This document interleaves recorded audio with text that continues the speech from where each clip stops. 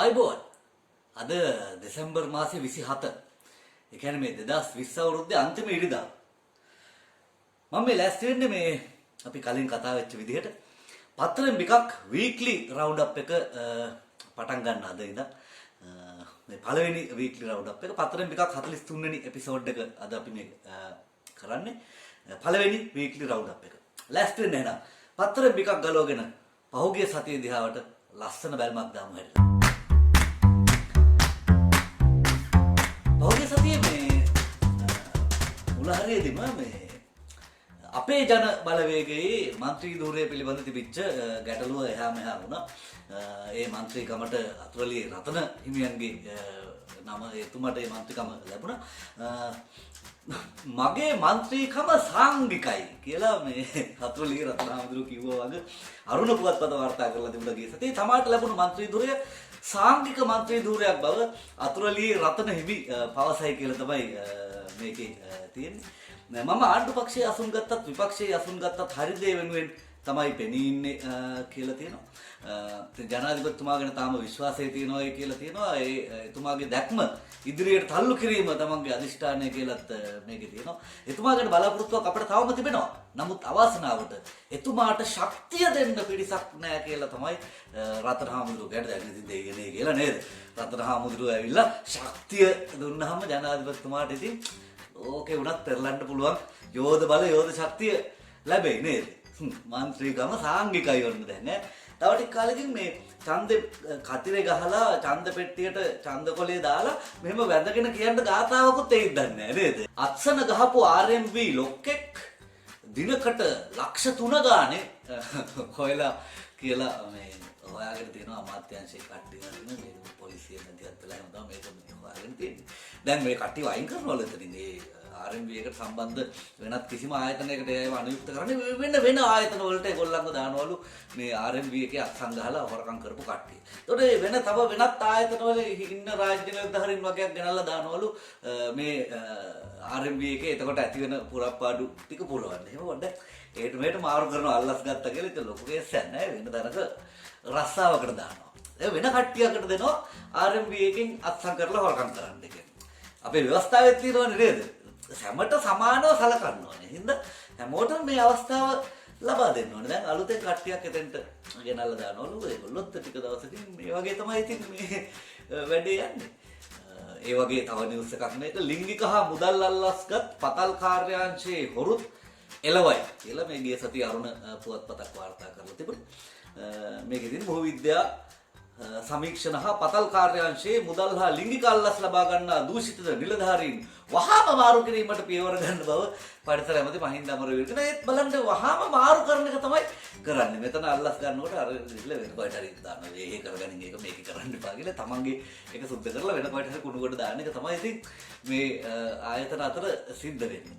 දැන් ඔහොම ඔය මේ හොරකම් කරලා අල්ලස් අරගෙන අර මේ නෝන්ඩි වෙලා මේ එහෙම ඔය ස්ථාන මාරු එහෙම හම්බෙන අය තමන්ට වාසි සහගත එහෙම නැත්නම් තමන් විසින් උදව් කරලා කොහොම හරි ගොඩ දාගත්ත ආණ්ඩුවක් ආපුවම ඔන්නේ අපෙන් දේශපාලනික වශයෙන් පල්ලි ගත්ත මෙයා අපිව ආපහු ගෙනල්ලා මෙතෙන්ට දාන්න කියලා නාය ගන්නලා ඒ අර ආණ්ඩුවේ ඉන්න කවුරු හිතවත් ඇමති කෙනෙක් മന്ത്രി කෙනෙක් හරහා ඊළඟ ආයි රීප්ලේස් වෙනවා අර පරණ තැන්වල ඒ පරණ රාජධානිය. ඕක තමයි ඉතින් මේ මෙහෙ වෙන්නේ. ඕක තමයි මේගොල්ලෝ දිගටම එන්කරේජ් කරන සිස්ටම් එක.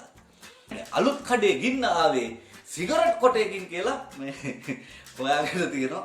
ඉතින් මේ ඔය පල්ලෙහා තියෙන ගබඩාවක් වගේ එකක් පරණ බඩු අරවමව දාලා තිබිච්ච ස්ටෝරුවක් වගේ එකක් ඇතුලේ මෙතන මේකට එන සේවකයෝ නිකන් සිගරට් බොන්න පුරුදු වෙලා හිටිය තරක් එතන සිගරට් කොටයකින් තමයි ගින්න ඇවිල්ලා තියෙන්නේ කියලා. කියනවා තව හිතනවා මේ උඩ තට්ටුවක වැඩ කරන ඒ කවුරු හරි සිගරට් එක බීලා යාලා සිගරට් කොටේ දැම්මහම ඒක ඇවිල්ලා හරියට අර ඒ ස්ටෝරුවට වැටිලා ඒකෙන් ගින්න හටගත්තා කියලා. දැන් මේ වෙනකොට 30 දෙනෙක්ගෙන් විතර ප්‍රශ්න කරලා තියෙනවලු මේ කාගේ කොටෙන්ද පත් වුනේ කියලා හොයාගන්න. හැබැයි මේ ප්‍රශ්න කරපු හැමෝම සාක්ෂි දීලා තියෙනවලු ඔප්පෝ අපි නම් සිගරට් බොන්නේ නැහැ කියලා.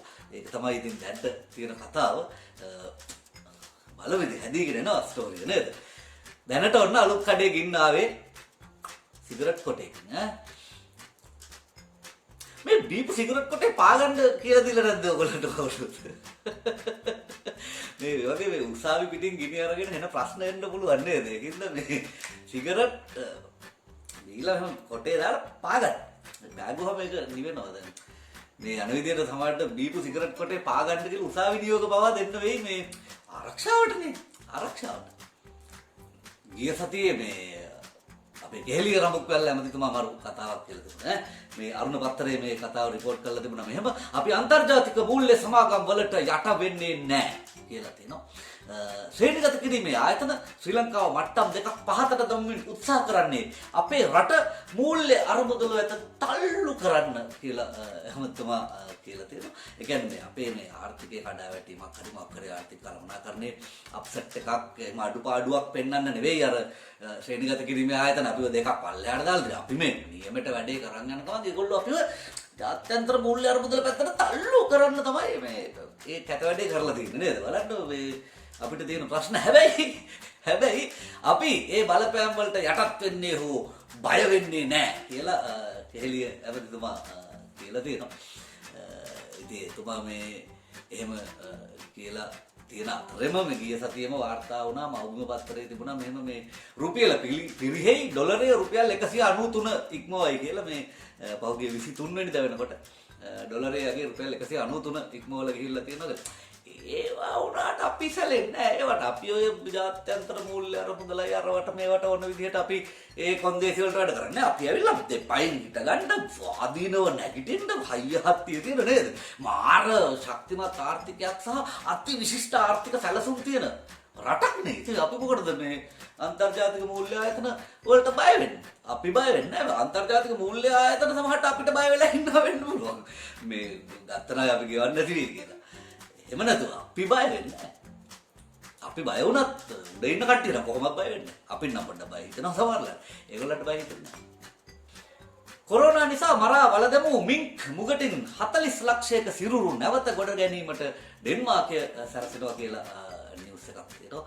ඉතින් ඒ රටවල් වල මේ වල්ලපු මුගටිත් ආපහු ගොඩ දාගෙන එහෙම එකක් කරන වෙලාවේ ලෝකේ හැමතැනම හැන පිස්සුවක් තමයි මේ කොරෝනා ඉස්සරහ කරගෙන යන්නේ. මොකද කාටවත් මේක ගැන හරි අත්දැකීමක් හරි අවබෝධයක් හරි දැනුමක් නැහැ. ඉතින් මේ හොයාගෙන යන්නේ කොරා සහ අන්දයා වගේ තමයි ඉතින් මේක ගැට ගහගෙන යන්නේ ලෝකෙ හැමතැනම. ඉතින් මේ වල්ලපු මුගටි එහෙ ආයි ගොඩ දානවා මාර වැඩේ මුගටි වැල්ලුවා දැන් මේකෙන් කොරෝනා දෙයි කියලා. ඒ අතරේ මෙහෙ අපි කතා වෙවි ඉන්නවා තාම මේ කියන්නේ කොරෝනා වලින් බේරෙන්නේ කොහොමද කියලා නෙවෙයි. අපි වැඩි හරියක් කතා කරන්නේ මලහම වල්ලනවද පුච්චනවද කියන එක ගැන තමයි අපි මේ දවස්වල අපේ ඉතින් අපි සීන් එකේ ඉන්නේ.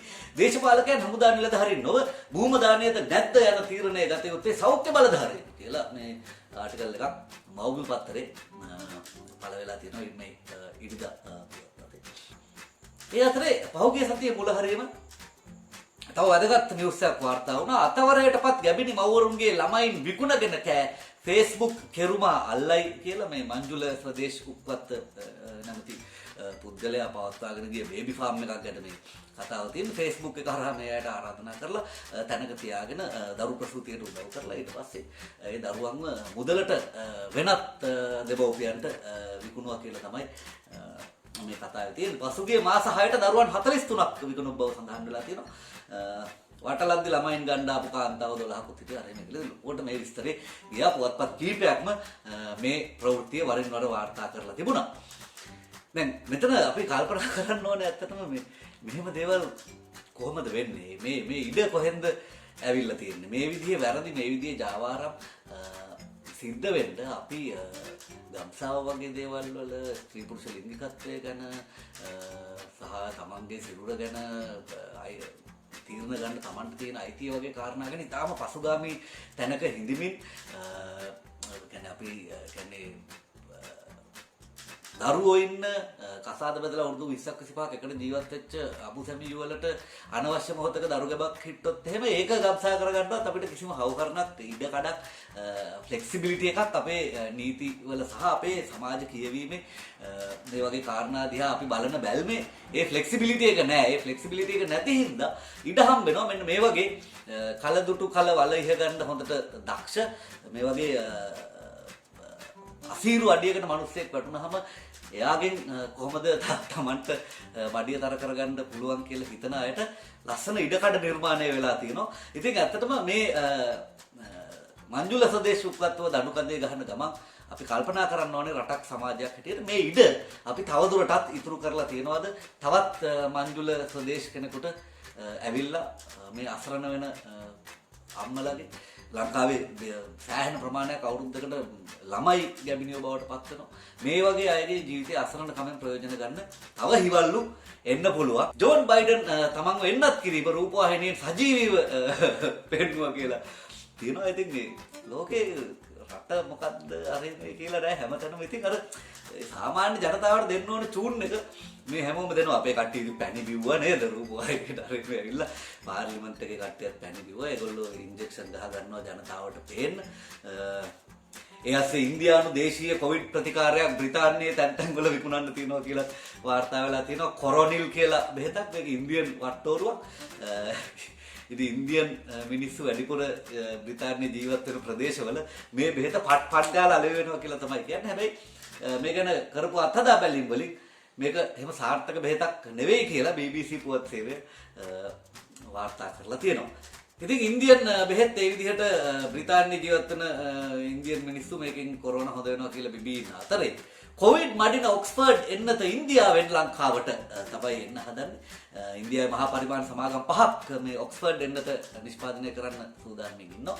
ඉතින් ඒගොල්ලෝ හැදුවොත් ඒගොල්ලෝ හදන එකෙන් සෑහෙන ප්‍රමාණයක් අපිට දෙන්න පුළුවන් වෙයි කියලා දැනට නිකන් ඉඟි කිරීමක් තියෙනවා. හැබැයි ඉතින් සෑහෙන දවසක් යයි ලංකාවේ මිනිස්සුන්ට මේ කොරෝනා එන්නතක පිහිට හම්බෙනකොට එතකන් ඉතින් පැණි තමයි පැණි තමයි. ගිය සතිය ආපු තව ෆුල් නිකන් ආතල් නිවුස් එකක් තමයි හොඳ සංදර්ශනයක් දීපු නිවුස් එකක් තමයි වැලි කළුගල් පස් පර්මිට් දේශපාලකයන්ට තහනම්. මේ මහින්ද අමරවීර මහත්මයා තමයි මේක කියන්නේ. වැලි කළුගල් හා පස් කැඩීම් සඳහා මින්පසු කිසිම දේශපාලනඥයෙකුට හා ඔවුන්ගේ පවුල්වල කිසිම සමාජිකයෙකුට බලපත්‍ර නිකුත් කරන්නේ නැහැ කියලා තියෙනවා. ඒගොල්ලෝ කොහොමත් ඔය බලපත්‍ර බාර් ලයිසන් අරෝමේ ටික ගන්නේ එයාගේ නමටවත් ඒ පවුලේ සමාජිකයන්ගේ නමටවත් නෙවෙයි. ඒගොල්ලන්ගේ බිස්නස් අතකොළු ඉන්නවා. ඒගොල්ලෝ නමින් බිස්නස් කරන වෙන කණ්ඩායම්. ඒගොල්ලෝ තමයි ඉතින් ඇත්තට මේවා කරගෙන යන්නේ. ඉතින් එහෙම නෑ. මේවට කියන්නේ සිංහනාද බලු කෙදිරිලි කියලා කියන්නේ හයියෙන් කෑ ගහලා කිව්වට ඉතින් ඇත්තටම රිසල්ට් එක එනකොට හරිම පොඩ්ඩයි ඒ රිසල්ට් එක එන්නේ. හරි මේ අපරාධ ඉතින් එහෙම වෙන්නේ. කොහොම හරි මේ හුඟක් දෙනෙක් ප්‍රාදේශීය දේශපාලඥයෝ මේ වැලි කළුගල් හා පස් කැණීම් වලට ඉල්ලලා තියෙනවා. අයදුම්පත් දාලා තියෙනවා. ඒ හින්දා තමයි මේක දෙන්නේ නැහැ ඕගොල්ලන්ට. දෙන්නේ නැහැ මේ දේශපාලනය කරන අයට මේක දෙන්නේ නැහැ කියන තීරණයට ඇවිල්ලා ඉන්නේ.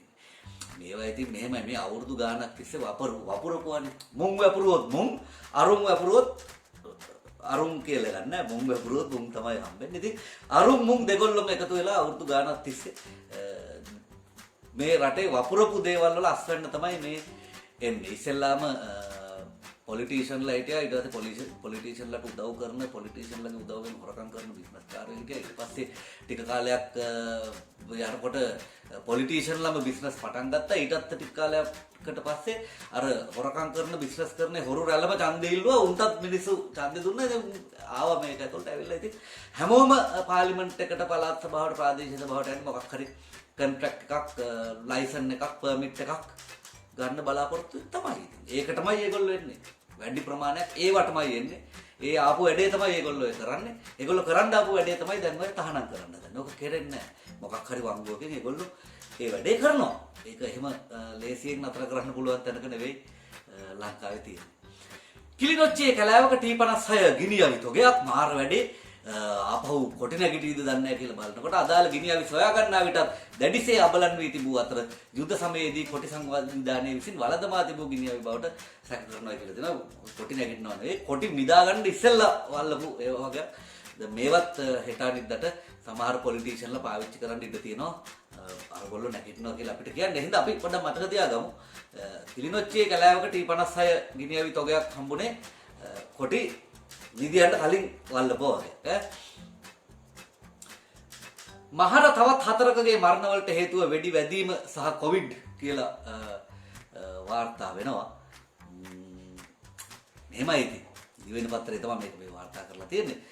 වෙඩි වැදෙනවා කියලා එකක් නැහැ නේද? වෙඩි නිකන් වදින්නේ නැහැ නේ. මේ මහර බන්ධනාගාරය තුල කඳන්තුවක්කු බැඳලා තියලාද නේද? ඌරන්ට වෙඩි වදින්නේ නැහැ. එහෙම නැහැ. වෙඩි වදිනවා කියලා එකක් නැහැ. වෙඩි තියලා. ඉතින් බොරුවට මේ වචන වලින් මේක සොෆ්ට් කරලා එහෙම වහන්න හදන්න නැතුව වෙඩි තියලා එතකොට බන්ධනාගාරය තුල මොනම තත්ත්වයක් ඇත්තේ වුණත් ඒ බන්ධනාගාරය තුල හිටපු රැඳවියන්ගේ හැසිරීම කොච්චර කලහකාරී වුණත් ඒ අයගේ ජීවිතයට වග කියන්න බැරි නම් ඒ ආයතන දෙපාර්තමේන්තුව අමාත්‍යාංශ ඇමතිවරු ඒකට වගකීමෙන් බැඳිලා ඉන්නවා වගකීම යුතුයි. ඒ හින්දා මේ වෙඩි වැදිලා නෙවෙයි වෙඩි තියලා ඒක ගැන හොයන්න ඒ ගැන නිසි පියවර ගන්න. විශේෂ ගණයේ රැඳවියන් ආරක්ෂාවට සහ බන්ධනාගාර කැරලි මර්දනයට විශේෂ ඒකකයක් කියලා තිනවා. විශේෂ ඒකකයක් දාලා දෙන්න හදන්නේ බාර.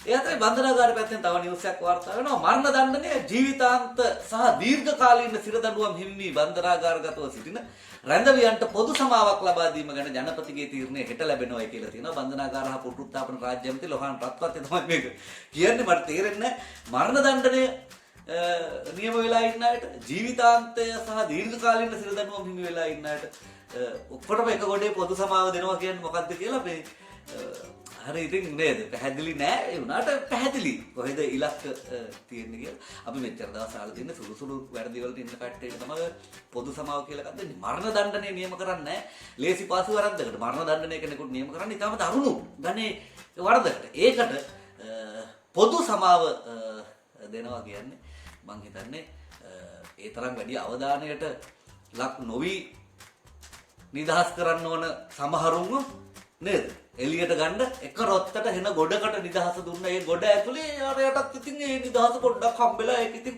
එයාවම ඉලක්ක කරලා කරපු එකක් නෙවෙයි වගේ නිවුස් එක හදාගන්න පුළුවන්. ආණ්ඩුවේ උත්සාහය ලබන වසරේදී දේශීය ආහාර නිෂ්පාදනයෙන් රට ස්වයං පෝෂිත කිරීමයි කියලා වෙළඳපති බන්දුල ගුණවර්ධන කිව් බව අරුණ පුවත්පත වාර්තා කරලා තියෙනවා. මේකේ තියෙනවා අවශ්‍ය නම් සතියක කාලයක් ඇතුළත රුපියල් 85ක මිලකට ආනයනික සහල් තොග වෙළඳපොළට නිකුත් කිරීමේ හැකියාව තියෙනවලු.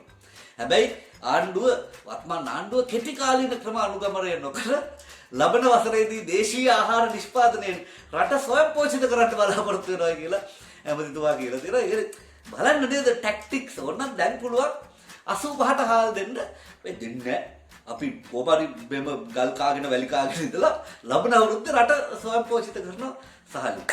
නියමයි නේද? ඔයගොල්ලෝ මොකද කියන්නේ? රුපියල් 85ට හාල් ගන්න කැමතිද? නැත්තම් මෙහෙම අල්ලගෙන ඉඳලා ලබන අවුරුද්දේ රට ස්වයං පෝෂිත කළාට පස්සෙම බත් ටිකක් කනවද? අපි කොහොමද හම්බෙන්නේ අපෝ ලබන අවුරුද්දේ නම් ලබන ඉරිදා 2021 ගේ පළවෙනි ඉරිදාවේ අද වගේම පත්තරෙන් ටිකක් වීක්ලි රවුන්ඩ් අප් එක කරගෙන ගිල්ලෙන්න